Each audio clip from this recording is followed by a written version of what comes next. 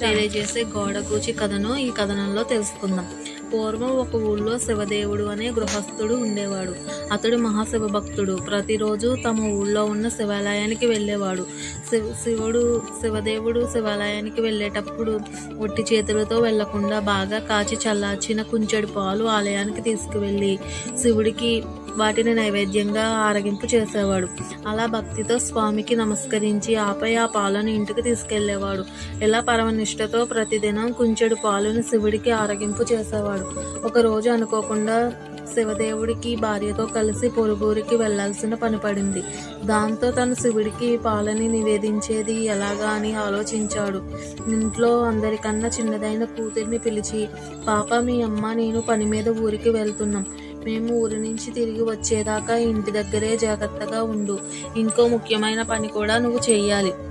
అది ఏమిటి అంటే, మనం రోజు శివాలయంలో శివుడికి పాలను ఆరగింపు చేసేవాళ్ళం. ఆ పనిని మానకుండా నువ్వు నిష్టగా చేయాలి. కాచి చల్లార్చిన మంచి గోవు పాలను కుంచెడు కొలిచి ఒక పాత్రలో పోసుకొని గుడికి వెళ్ళాలి. అక్కడ స్వామికి ఆ పాలను ఆరగింపు చేయాలి. వెళ్తావు కదూ, ఇది మన నియమము తల్లి, వ్యర్థం కానివ్వకు. ఆటలని పాటలని అటు ఇటు పరిగెత్తకుండా, స్నేహితులతో తిరగకుండా ఇంటి పట్టునే ఉండి చెప్పిన పనిని చెయ్యమ్మా.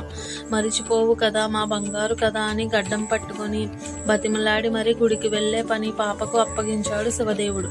పాప సరే అంది. శివదేవుడు భార్యతో కలిసి పొరుగురు వెళ్ళాడు.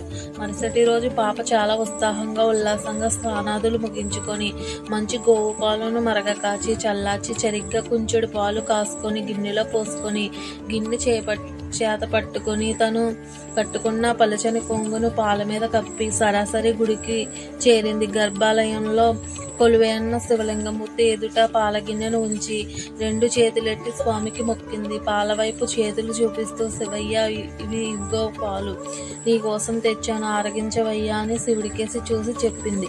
పాప తను శివుణ్ణి ఎదురుగా నిలబడితే ఎలా తాగుతాడు అని కాస్త పక్కకు జరిగి చాటుకు నిలబడింది.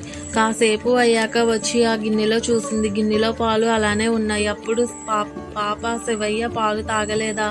నీకోసమే తెచ్చాను, తాగడానికి ఏమిటి ఇబ్బంది, తాగవా, తాగు అంటూ శివుడికేసి చూసి పురమాయించింది. శివుడు తాగలేదు. చిన్నపిల్ల కదా, ఆ పాపకు చింత మొదలైంది. తనలో తానే, అమ్మా నాన్నలు చెప్పినట్లుగానే చేశాను, ఎక్కడ ఏం లోపం జరిగిందో, శివుడేమో ఈరోజు పాలు త్రాగడం లేదు. దాంతో పాపకి భయం పట్టుకుంది. శివుడు పాలు త్రాగకపోతే అమ్మా నాన్నలతో దెబ్బలు తినాల్సి వస్తుంది కదా. శివుడి వైపు దీనంగా చూస్తూ, పాలెందుకు తాగలేదు, తాగవయ్యా లింగమూర్తి అని ప్రాధేయపడింది. పాలు సరిగ్గా కాచలేదా, రుచిగా